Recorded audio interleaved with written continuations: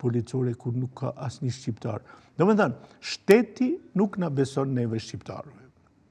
Edhe shqiptarët nuk i besojnë atij shteti. Edhe çdo gjë e re, edhe tani edhe un kam pa qarkullojnë disa video ku shihet se në Çajër për shembull në 1 kilometër ke 20 kamera, në aeroport, që është një vendbanim i pastër etnikisht Maqedonas, nuk ke asnjë.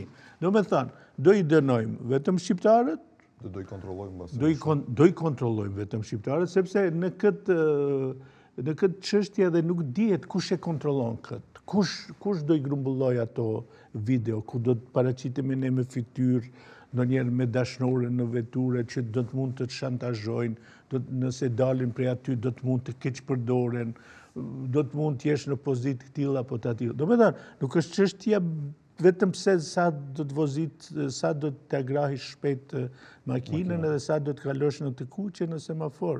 Ai hyn në intimitetin tënd, se makina brenda është diçka e jotja intime.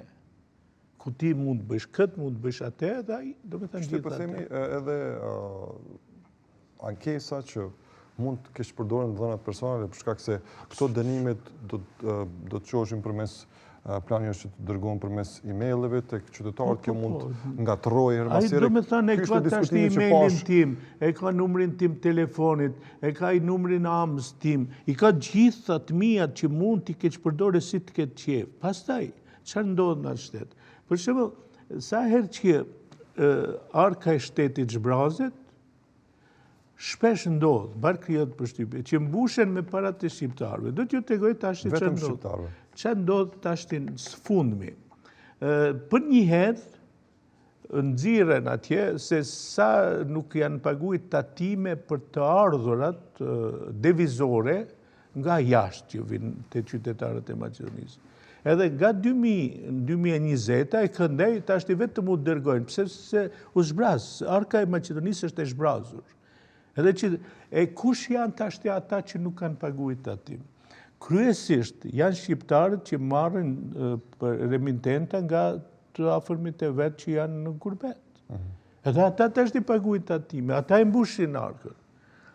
Edhe prandaj unë kam thënë që tash punë e madhe që e kam thënë unë, po mendoj që është diçka që duhet njerëzit më të mençur se unë ta diskutojnë.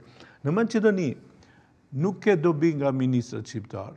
Ato Abdallent e Vlenit mund të rrinë atje edhe 100 vjet, por nëse nuk ke ti kush e kontrollon sistemin, institucionin, ti kote ke ministri, nuk merret me atë se tashti drejtoria e të ardhurave publike si e menaxhon tashti këtë situatë me këtë tatim për të ardhur nga jashtë, vetëm për ata. Mu më ka ardhur.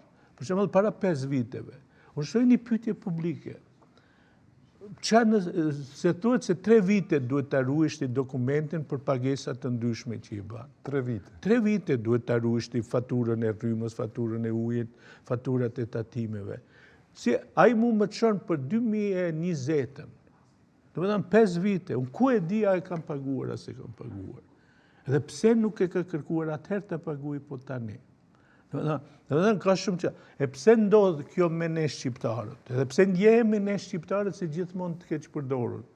Se ne kemi idiot përfaqësues që fare s'lodhen me këtë dhe nuk e kuptojnë se si ndërtohet e si kontrollohet shteti. Ata mendojnë se shteti kontrollohet kur ulesh ti bësh ministër, i ke 5 ministra,